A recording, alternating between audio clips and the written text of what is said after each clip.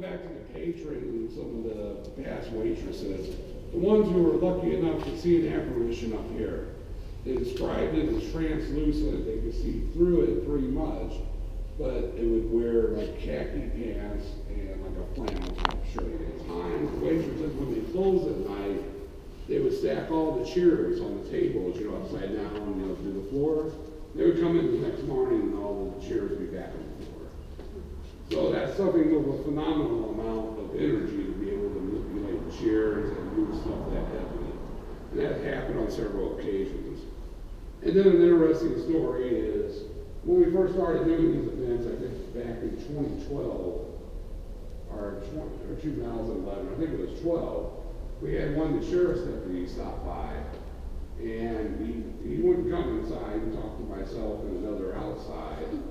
And he was like, he grew up out here, he ate here all the time. 30 years to him, the paranormal was a bunch of BS. Plain and simple. But he had to tell a story about not too long ago when he came to talk to us. About 2 in the morning, he sat across in that parking, the dirt lot across from here, waiting for people to get speeding tickets to, or drunk people. And he looked up, and that's at the time before these windows were boarded, to protect more glass from being broken out. So he looked up, and he said he saw that blue thing that was supposedly captured on video of the basement walking through the main area out there. And he did not come to this place whatsoever. It's more on the recent stuff in this area, in the town areas. You want to cover some of that area? We've had a lot of stuff happen here. The predominant thing is EVP voices. The recorders that I have running, and I run them for hour after hour, you'll ask questions and you'll get replies.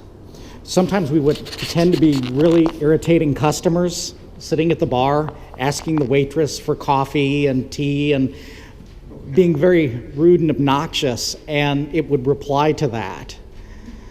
We also had the entire bar areas lined up with EMF meters to see what would happen. Well, the EMF meter at this end went off, and then the next one, and then the next one, and then the next one, as if something was marching from one end of the bar to the other. If that can't be a natural phenomenon. If it were something natural, they would all have gone off at the same time. So we don't know how to explain that one. It also triggered this tri-field natural meter. It's immune to man-made sources of EMF. It only sees natural forms. It also went off. We've also had some other things, motion sensors. I've gone for years without having a motion sensor go off. But lately, being here, I've had the motion sensor going off much more frequently than I've seen it at just about any other place.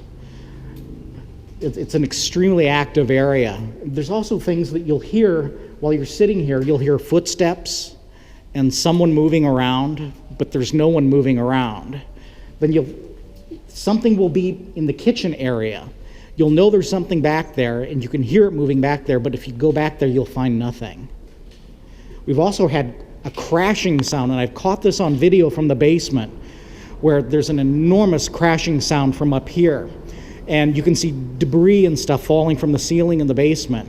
I came running upstairs to see what had happened. So the people who were up here had heard it, but they couldn't identify where it came from. So you can hear all sorts of unusual things, like water dripping, like a kitchen faucet, but there's no running water. Just really odd things will happen here. Okay, basically this area is part of the kitchen back in the day, but a lot of the reports were received back in 2006, where the waitresses and that, they would see shadow figures up and down that back door ramp, coming around up and down the basement stairs. We've had other people at our events and our own team members firsthand experience the shadow apparition on the stairway going down to the basement. Was that you, Terry? I saw it once. I was coming up from the basement. I'd gotten off the stairs and was about 10 feet into this room. Then I had this weird feeling to look behind me, and when I turned around, there was a shadow figure coming up the stairway. If a shadow figure is different than any of the other types of things that you encounter, it's solid black. It has no features. You can tell it's human, but there's no color to it. It's monochrome black. And they also make no sound, and they're lightning fast. They move so quick that they're much faster than a human. It was the way it came up that flight of stairs, it was amazing. It was flying. And when I was getting to get a really good look at it, I wanted to get my camera out to shoot it, it was gone. But they're lightning fast. We have photographed and videotaped them in the basement, though.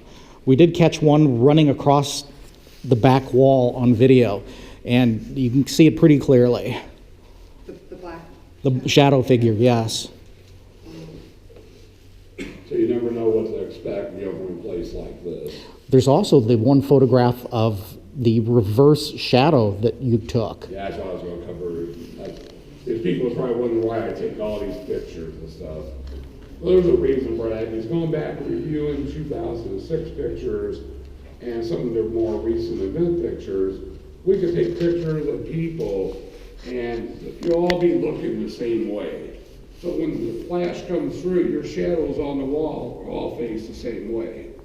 And at times, it don't work that way. There'll be one shadow in the mix of people facing the opposite way, which is totally unexplainable. When you know nobody's on the other side. Right. Wow. Like about line 4 of you's up here and you're all looking this way. Yeah.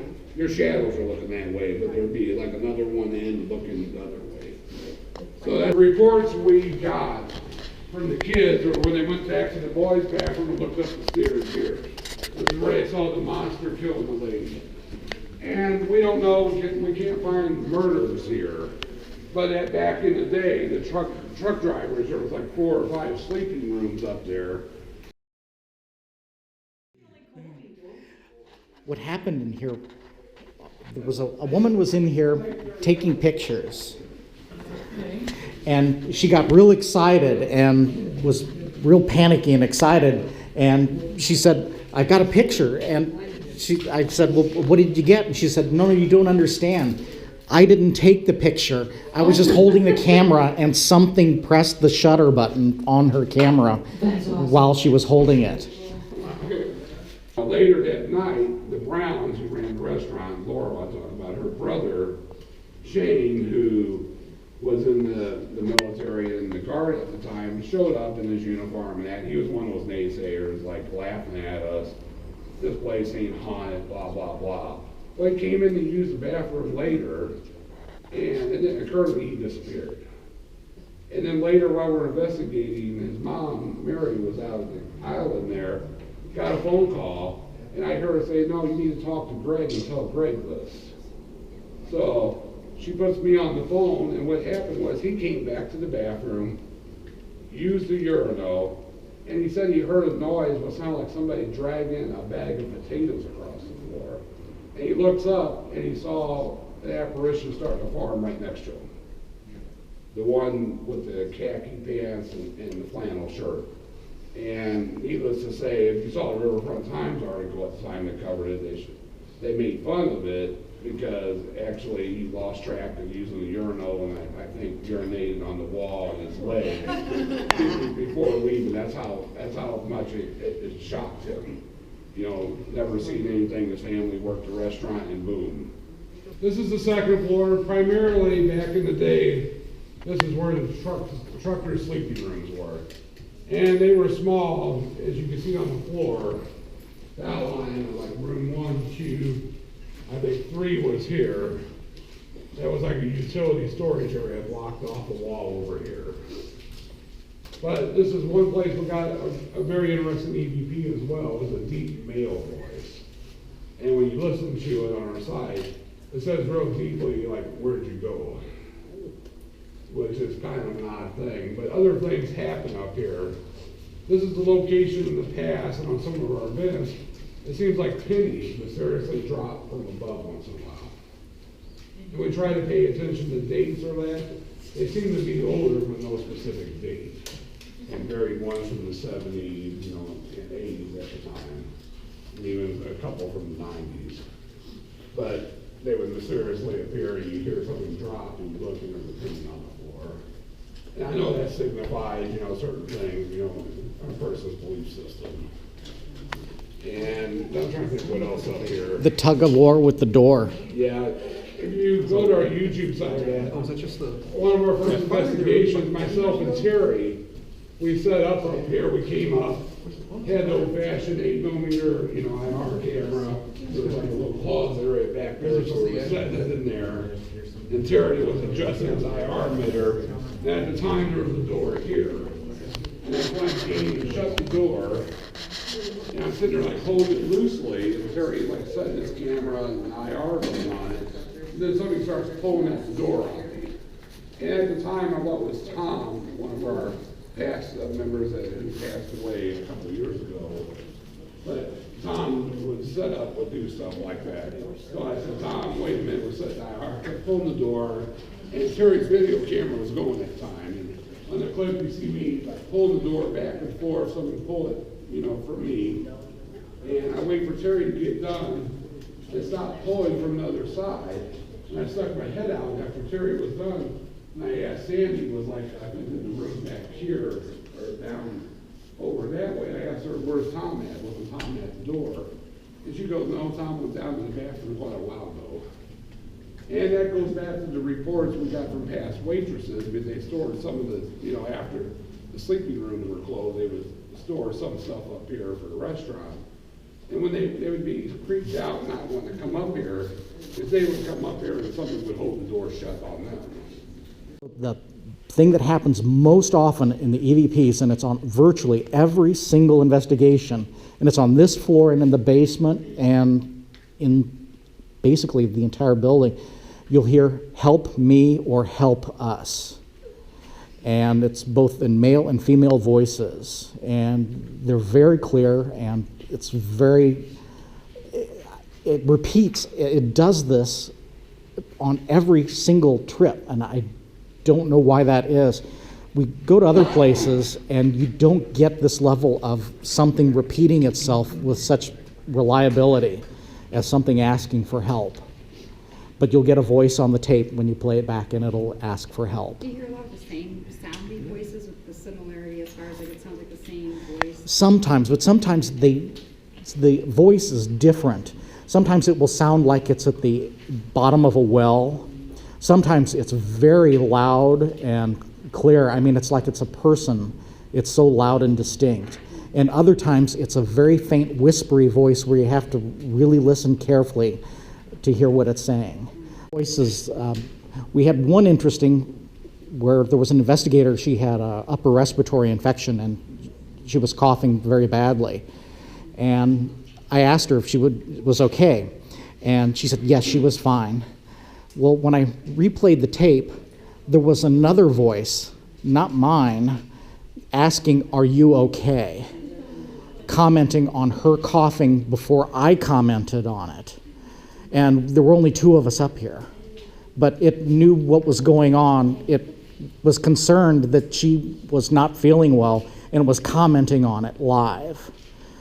There's another incident we had where I did the box test. I had a box up here. I brought another box with me. I don't tell anyone what's in the box. And we conducted an EVP session.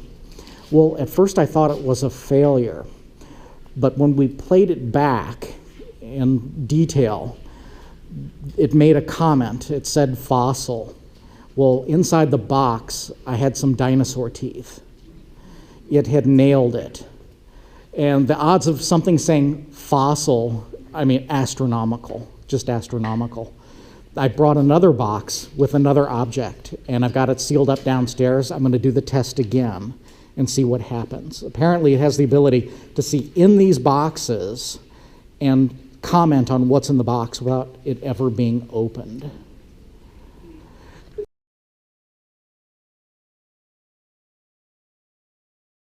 And then Danny here had something I forgot. I don't know how I forgot this. We still have it, but he had a rusty saw blade floor lamp down here. If you want to tell that real quick. Yeah, I was standing in about the area there that Terry's in, facing that direction. Had a lot of people down here with me, and nothing really was happening a lot. And I just had made the statement, I know you like to throw stuff. I've never seen it. I would really like to see something thrown. Can you prove to me that you can throw something? And I no more got that out of my mouth than a rusty sawzall blade sounded like it came from this direction, and it hit right by me and skidded across the floor. We have no idea where the blade came from. Hello, my name is Terry. I will be covering the footage that was recorded during the Tri-County truck stop investigation of March 28th and 29th. We'll be going over each of the clips one at a time, reviewing the footage collected. The first clip was recorded in the cellar. We had located several trigger objects across the room, ranging from plastic balls to light bulbs and other objects that in the past had been thrown. While standing behind the camera talking with one of my friends, I noticed someone reacting to something happening. When I looked in the direction that they were looking, I noticed that a golf ball was rolling across the floor. I quickly grabbed the camera and relocated it to position it so that it would be in the field of view of the camera as quickly as I could. When you play it back, it's very bright. Oh, it's still rolling. Thank you. That was so weird. I was like, What was it? The golf ball was rolling, I saw over it. here. It went like right there. Oh, it did? You know, if anybody kicked it by accident, do you? No, we're over here. I'm over here. If somebody kicked it, it would have gone a lot quicker, I think. I mean, it You was. just said thank you. Yep, Yeah, I mean, it was trucking. yep. Oh my god, that was so cool. All right, do it again. Come on. Move it. Let's see it go across the floor. Can you golf it? Yeah. Dragged it? It sounded like dragon. Oh my god. Thank you. That was so weird. I was like, What was it? The golf ball was rolling, I saw over it. here. It went like right there. Oh, it did? You know, if anybody kicked it by accident, do you? No, we're over here. I'm over here. If somebody kicked it, it would have gone a lot quicker, I think. I mean, it You was. just said thank you. Yep. In this clip, there are two voices to listen for. They're different. The first one is an EVP. It's a very faint voice, and you can hear under a breathy tone it say the name Beth. The second one, you listen carefully, it's at the end of the clip, and you will notice that it says the phrase, "help me." This is the most common thing that we hear at this location. You set it down like this, and if anything barely touches it, it turns on. This one must be old, because you kind of got to touch it pretty good, if anything actually wants. I'll just let this one.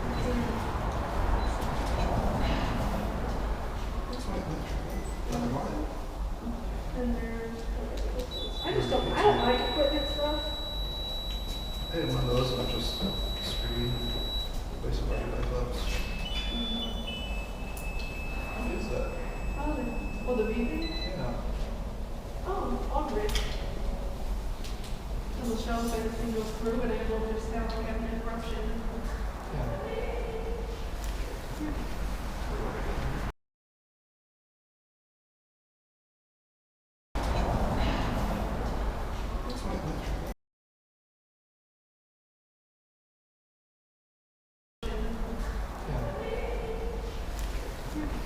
The following events took place in the bar area.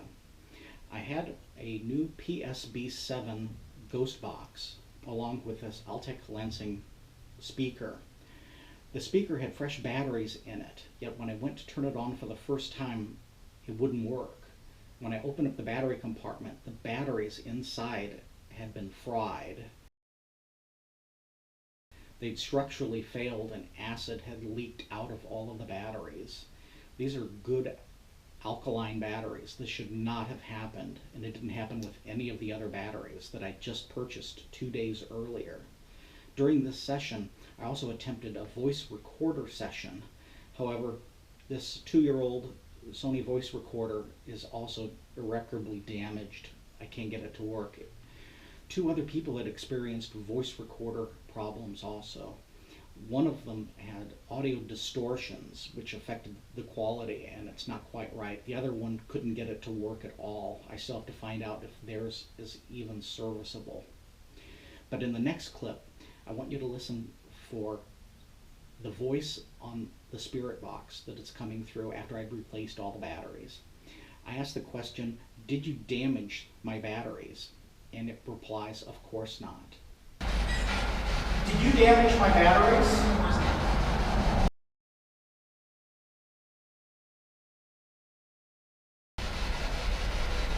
How many of you are there?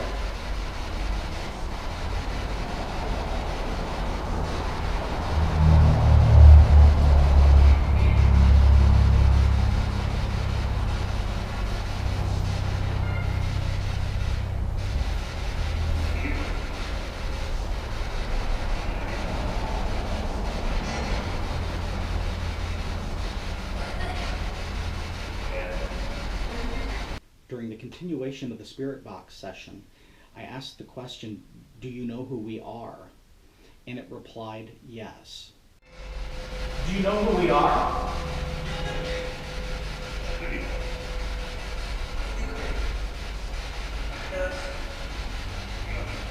Yes. Continuing the line of questioning, I asked, do you know the name of this building?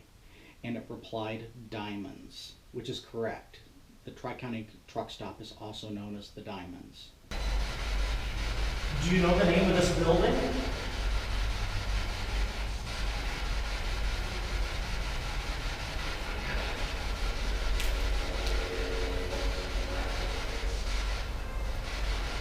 What do you want?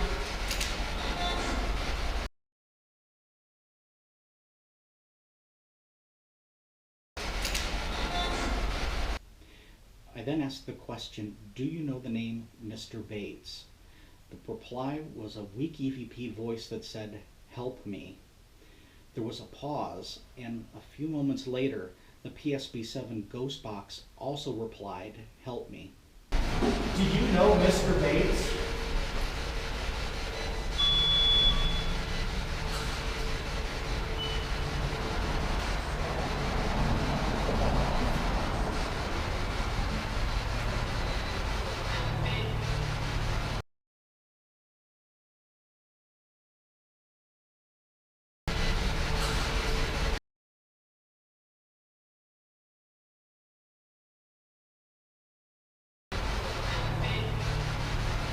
Greg had provided a bell as a trigger object. I rang the bell and asked if it could do the same thing. It didn't actually ring the bell, but it did reply with the word absolutely. You see this bell I got? I'm gonna ring it.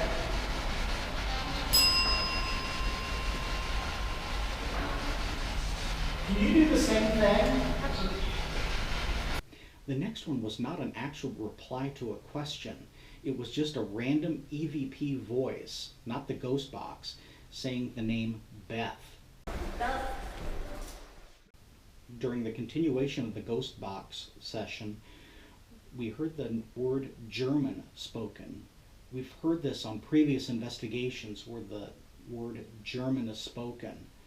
Later, we received a voice and it sounds similar to the German language. We're going to send it off to have it verified as a possible EVP in German. Last time we were here, mine said Bible. I didn't bring one. I didn't bring one, I forgot. I remember I said something about that. German. And it's German. Downstairs I heard the German word, I can't remember what it was.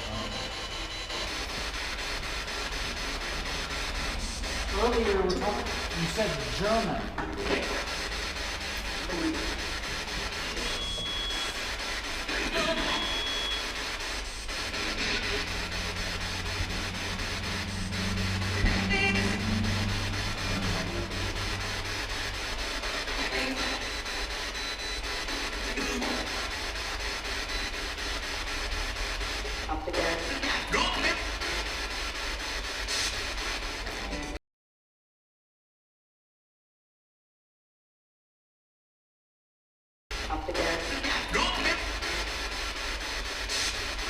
During the ghost box session, I provided a test, a sealed box that only I knew the contents of.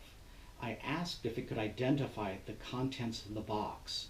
I've done this on a previous investigation where it successfully identified dinosaur teeth in a box as fossils.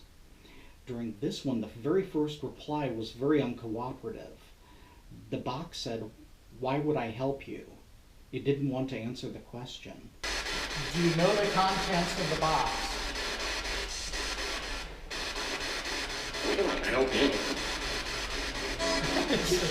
The next question I asked is, "Can you tell me what's inside the box?" And it correctly identified it as a cannonball. It's a Civil War cannonball. Look at the box. Tell me what's inside.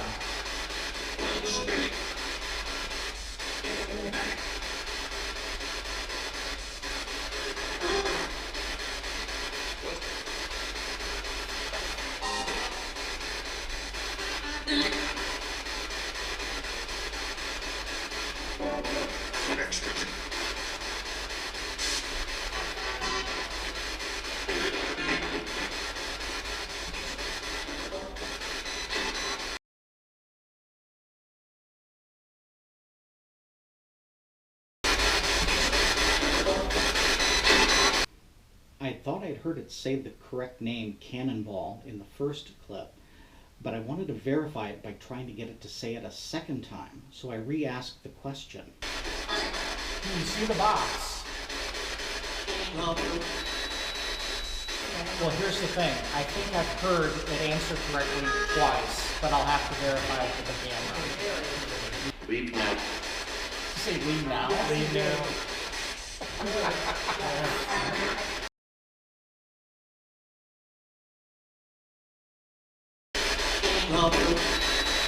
While carrying the equipment to the break room area, an EVP was overheard. It's of a scream. I do not remember this scream taking place while we were there. Walking distance of each other. That's what I thought. I thought that was. Later on in the evening, a second EVP scream was recorded on the second floor. This again was also unnoticed by any of us present. While on the second floor, a second EVP occurred. This one being spoken said, "Call Chris." None of us heard this spoken. Something in the stairway, you could hear voices, footsteps, and also.